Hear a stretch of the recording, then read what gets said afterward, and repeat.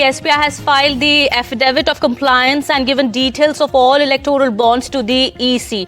The SBI has given details of the alphanumeric numbers of bonds as well to the poll panel. Well, this comes after last Friday, Supreme Court had admonished the SBI for furnishing incomplete information and issued a notice to the bank to explain the reasons for the non-disclosure of the unique alphanumeric numbers. The Supreme Court had criticized the State Bank of India for being selective and had ordered it to disclose all details related to the electoral bond scheme by today. Well, the SBI has complied with the SC order and has filed all details of the electoral bonds to the EC.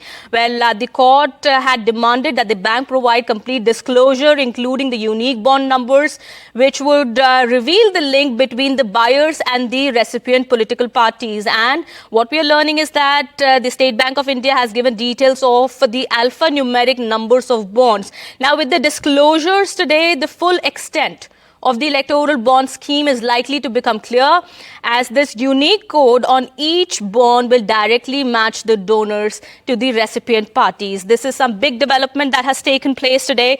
After the rap by the Supreme Court, the State Bank of India has submitted all details on electoral bonds to the Election Commission.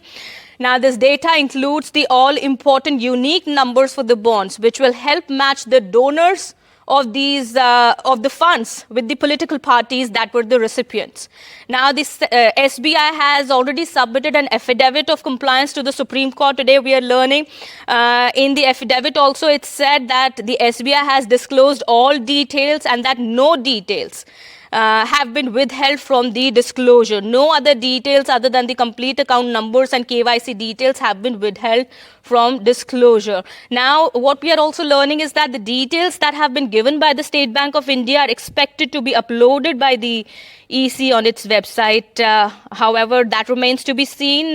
When does that happen? But the latest information that's coming in at this point in time is that the State Bank of India has submitted all details of the poll bonds with the serial numbers to the election body.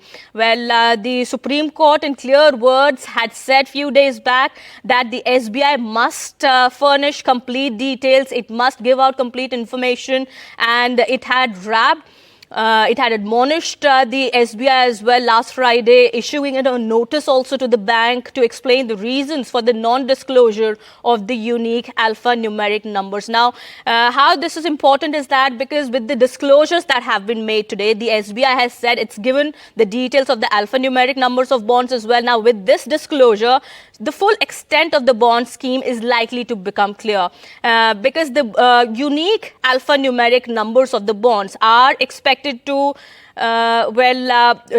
give out information as to how this directly matches the donors to the recipient parties.